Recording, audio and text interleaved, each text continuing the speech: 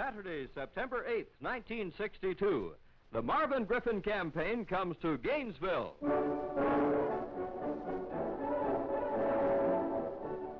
Gainesville, the broiler capital of the world, is the site of the last great Griffin rally in an historic campaign for the governorship. Thousands of North Georgians have assembled here. They've come to join the great majority of Georgia citizens who have taken their stand with Marvin Griffin. They've come also to eat some of the famous Southern fried chicken for which this part of Georgia is so famous. The size of this and other recent Griffin rallies is another indication that the voters of Georgia will sweep Marvin Griffin into office next Wednesday. Last Thursday night, more than 20,000 turned out for the Marvin Griffin rally in Augusta. On September 1st, a Griffin rally at Douglas attracted 3 times as many Georgians as a Sanders rally held in the same place a few days before.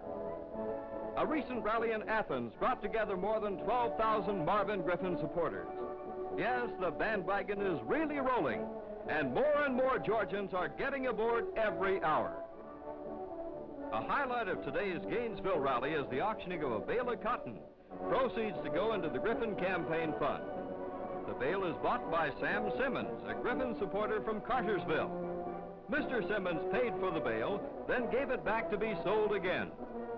Platform guests include prominent citizens from throughout North Georgia, including Wally Butts, athletic director of the University of Georgia. And now to introduce Georgia's next governor, one of the most outstanding citizens of this state, Jesse Jewell of Gainesville. My friends and fellow Georgians, I'm happy to be on the bandwagon. My philosophy is to select your friends and be guided by their influence. My friends are for Marvin Griffin. I am for Marvin Griffin.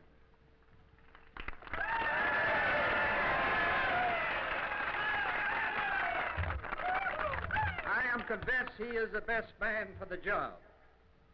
I have never been politically ambitious, but I do want good government. Marvin wants to make Georgia a better place to live. Marvin wants to make more industry and better industry. We need him to plan more parks, highways on Lake Lanier. Marvin is interested in a better educational system for Georgia. There are monuments to his program in Athens and Atlanta, those tremendous buildings. Marvin is aware of the need of more income for teachers. As population grows, Georgia will need schools, teachers, hospitals, nurses, roads. Marvin recognizes this. Marvin is for development of natural resources, recreation. Forecasters have predicted space technology to be larger than the automobile industry in 10 years. Marvin sees this coming. Marvin believes in building highways where the people and the industry are located. The worst highway in the state is from Suwanee to Toccoa. The most needed highway in the state is from Suwanee to Toccoa. We need highways to serve our great chicken industry. We are the largest in the world. We have the prettiest mountains, rivers, lakes. We live in the garden spot of the world, but we need roads to get us there. Marvin has promised this. The real monument to Marvin is a 4-lane highway that stops at Suwanee, and nothing has been done in 4 years. I have no axe to grind and expect nothing better than government, good government. Marvin has more fine people supporting him now than ever before. Poor people, rich people, humble people, farmers, educators, and businessmen whose honesty cannot be questioned. And he's winning more friends every day. It is an honor to present the friend of Georgia, the Honorable Marvin Griffin.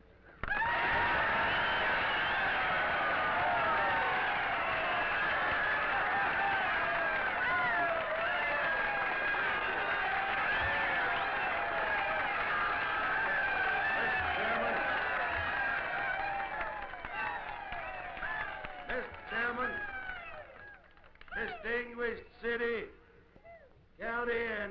officials, other distinguished platform guests, and my fellow Georgians of the radio audience, I wish to thank my good friend Jesse Jewell for his warm and complimentary introduction of me to this mammoth crowd of Northeast Georgians.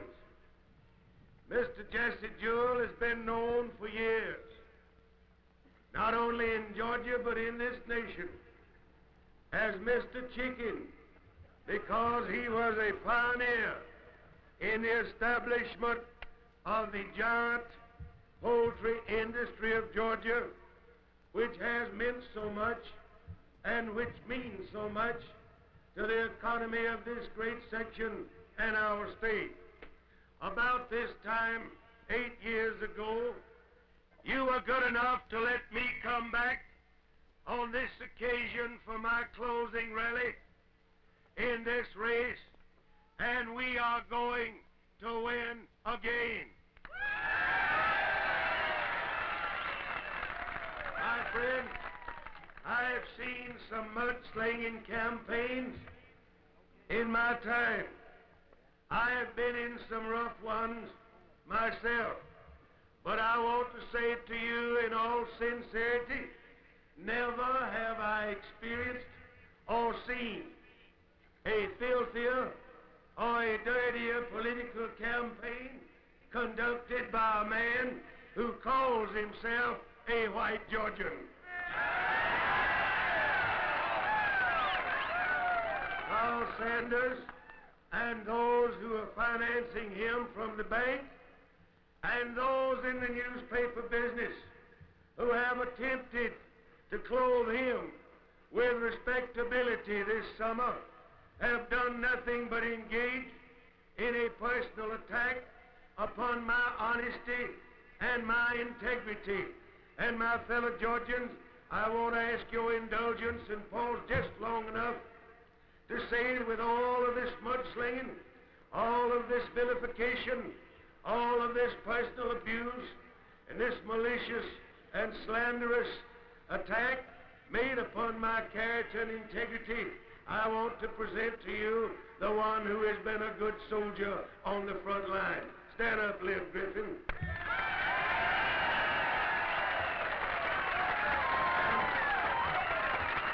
I want to present to you my son and our daughter-in-law, Lieutenant Sam Griffin of the United States Navy Air Force. Stand up, Sam, you and Mary Ann. Now, these people have spent hundreds of thousands of dollars in a campaign of vilification and one of abuse, a campaign of malicious slander, a campaign of unwarranted and unproven libel, a campaign of slime never witnessed, in my opinion, in Georgia before, and I don't believe ever equaled before in this nation.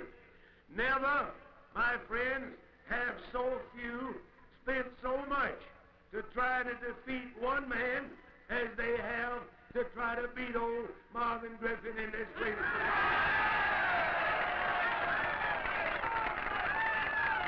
Let's go to the polls. Let's take our friends and neighbors. This is the most crucial and the most important election be held in our state for 92 years, or since the days of Reconstruction, which followed the war between the states. Now Georgia is at the crossroads. What are we going to do about it? The issue is clear. You know, every time that this crowd doesn't want to do something supposed to be, or they want to minimize something that's very important in Georgia, they say, well, that's not even an issue, or that doesn't amount to anything.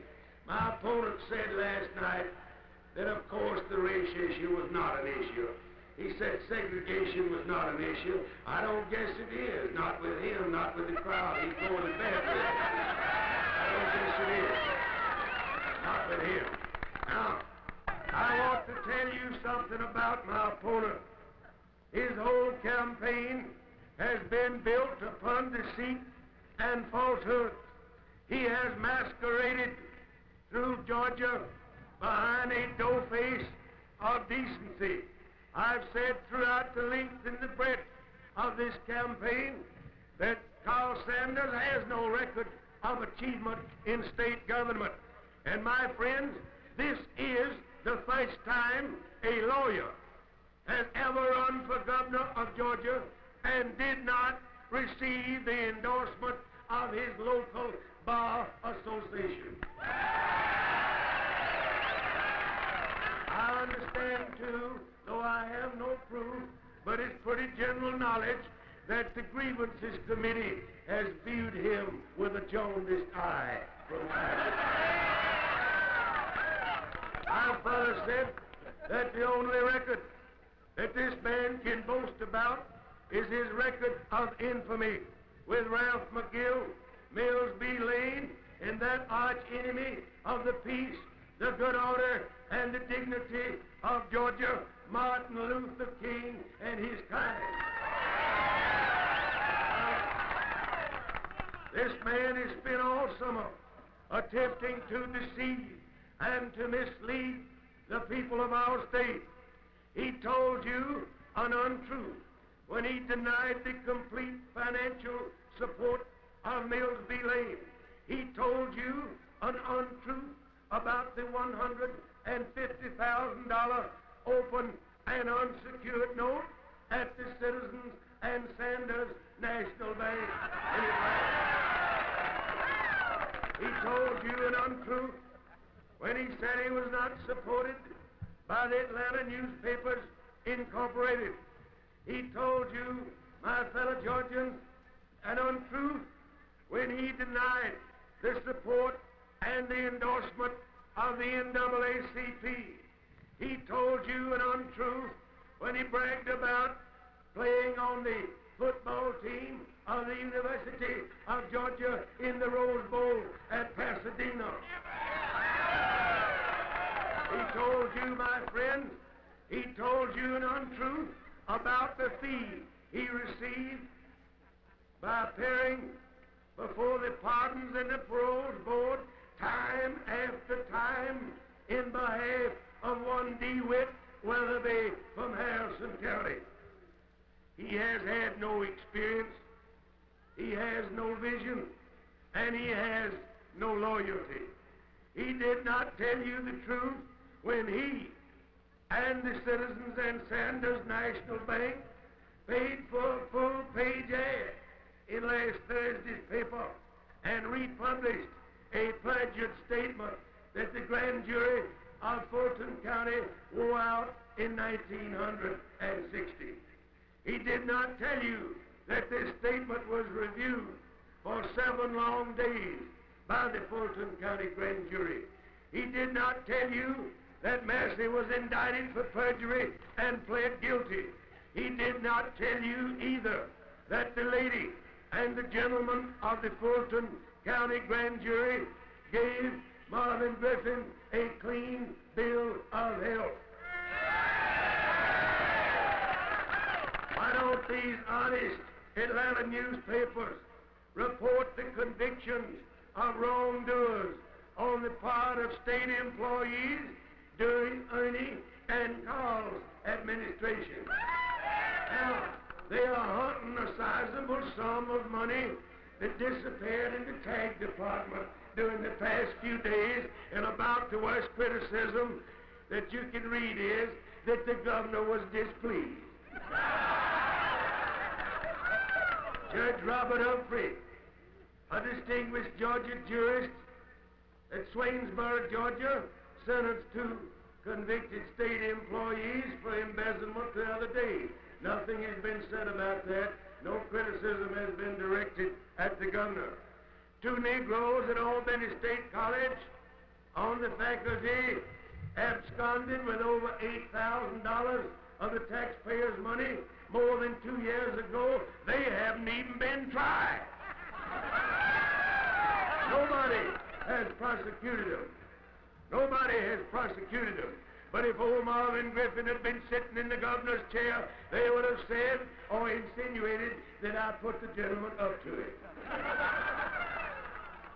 And of course you know about the Thunderbird automobile that the health department employee got in return for permitting a subcontractor to euchre and swindle those poor unfortunate patients at Milledgeville Hospital out of $100,000. Now, my friends, I do not wish to see anybody in this state persecuted like I've been persecuted during the past 6 or 8 years, and my wife and the other members of my family. But it is time, my friend, to let the people of Georgia know just exactly what this chameleon is. Vandiver and Sanders have not told you the truth about collecting the income tax from you twice in the same year. Now, these gold dust twins talk about honesty. They talk about honesty and morality, but they do not trust you, Georgians, and they collect your income taxes before you ever get your paycheck. So there is no trust there.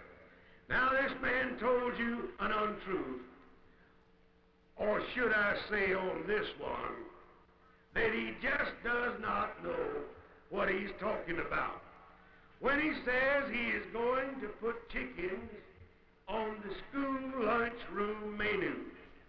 Now, the Atlanta newspapers gave him a headline for this bright idea.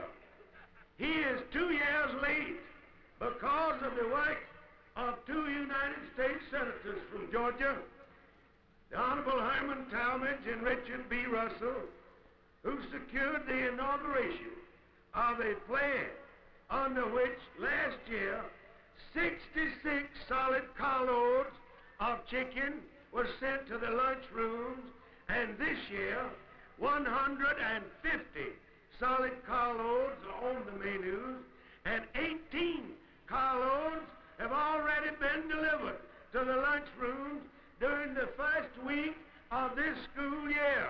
Now, my friends, of course, I will work to expand this use of your product, just as I have always worked to further the poultry industry in Georgia. But now, not even to know, and I'll give him credit, I'll be that charitable, that we're already using Georgia chicken in the school lunchroom. But here's what I want to say to him and his cronies in your presence. Now, Martin Luther King and Carl can't do anything about utilizing these chickens. But if he and his crowd were to go into that governor's office, you better get a shotgun and guard the chicken house.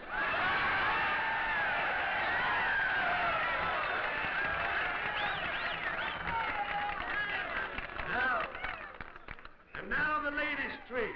These people have become desperate. They are frantic. They don't know what else to do about it, so they have taken to trickery as usual. And here's the latest one. And we caught them and said, put it down, let the people see it. Carl and Ernie have tried to deceive the people of Georgia by running an ad in the rural papers saying I have slurred my good friend, Senator Herman Talmadge.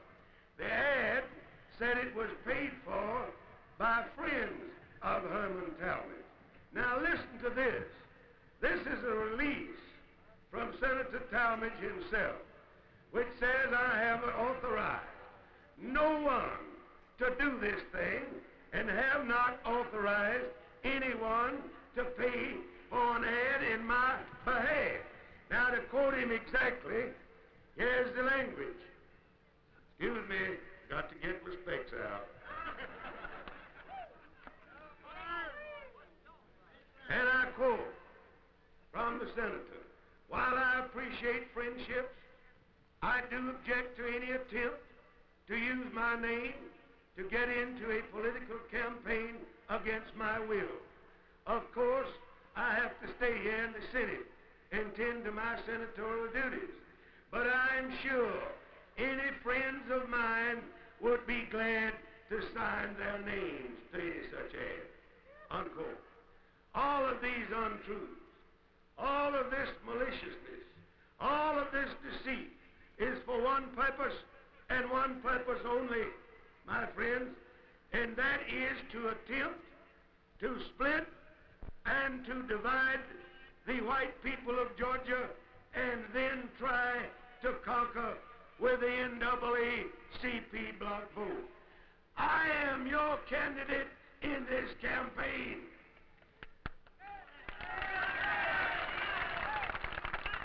I owe no obligation to this treacherous gang headed by the Atlanta newspapers, the NAACP, Martin Luther King, and those who control these two puppets, Ernie and Carl. Now let's talk about roads just a minute. We spent nearly $10 million in Gwinnett County, where the greater part of the full-lane mileage lies. We spent over $2 million in Hall. We improved 138 miles in Dawson County and 155 in Cherokee. We worked on 94 miles of road in Lumpkin. We went to Habersham for 92 miles of road. In Jackson, 129 miles, and in Barra, nearly 100 miles of road. We managed to build 65 miles of road in Banks County.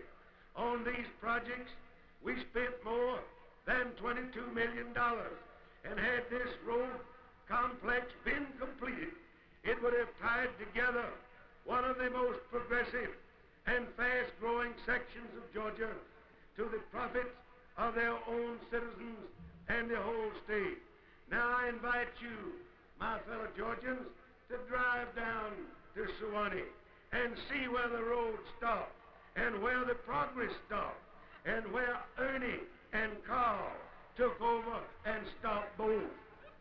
We had that road, Interstate 85, going in the right direction, and it was going too. And you know, your local newspaper said that is no issue. I guess they are for professional road bending and highway turning and all that sort of thing. In other words, what they intimate here in your newspaper in Gainesville, who's supporting my opponent, is that you people in Gainesville don't need a full-lane highway to Atlanta. You just need a spur over here somewhere. That's what they say. Now, Vandiver showed his selfishness and took for himself, through his own lands and land belonging to his family, the People's Road. That road should have followed the northern route. And the way we had it planned, to serve the most people by going close to Gainesville and Cornelia and to Core. Now this road can't be moved probably, and maybe it never will be. But I promise you people in this section that I will build for the communities along the original northern route a highway that will serve the present and the future needs of this rapidly growing and vital section of our great state. Now, 1,170 miles of interstate highway system won't handle all the needs in Georgia. We've got to have good primary systems.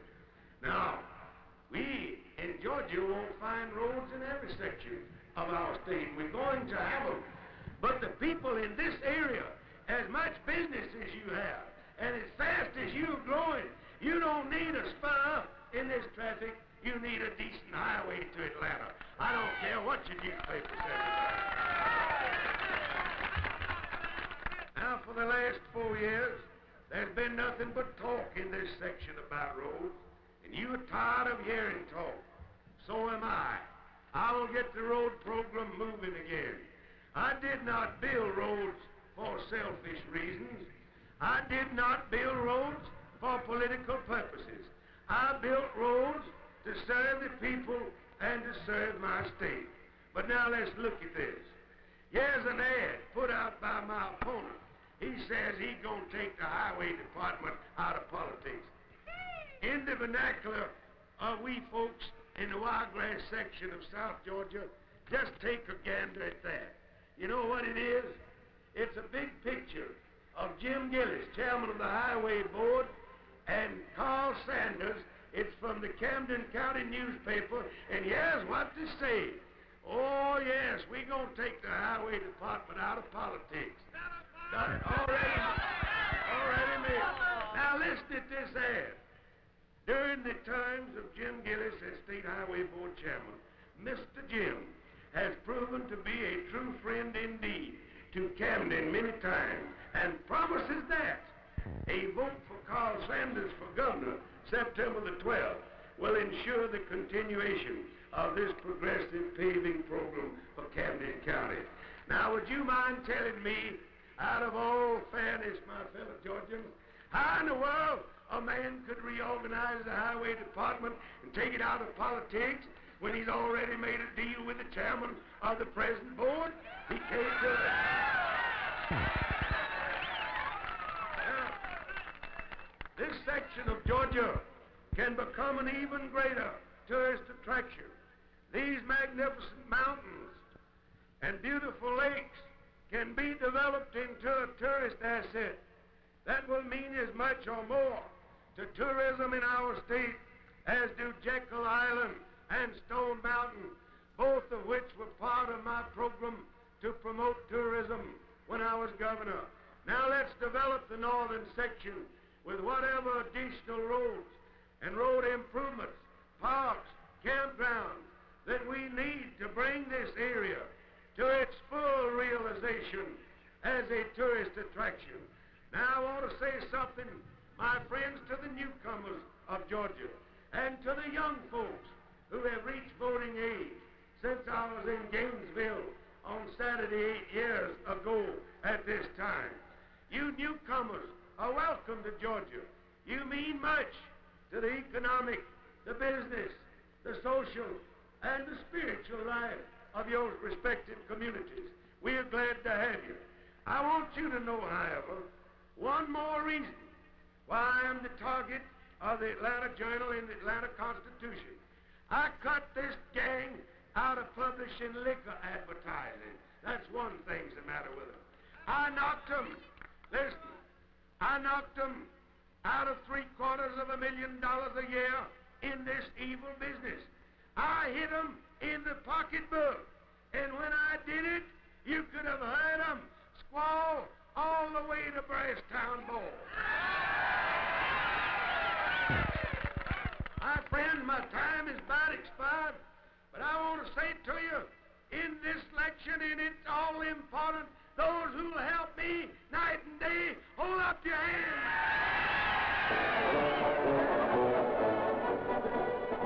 And so Marvin Griffin winds up the greatest series of political rallies in Georgia history. Saturday after Saturday, rain or shine, thousands of Georgia citizens have come together to take their stand with Marvin Griffin. And now, with Election Day at hand, they will go to the polls and join the hundreds of thousands of their fellow Georgians to sweep Marvin Griffin back into office. They will vote to give Georgia 4 more Griffin years. They will vote to put Georgia back on the move and to preserve individual rights and freedom. On Wednesday, cast your vote for the winner. Vote for Marvin Griffin.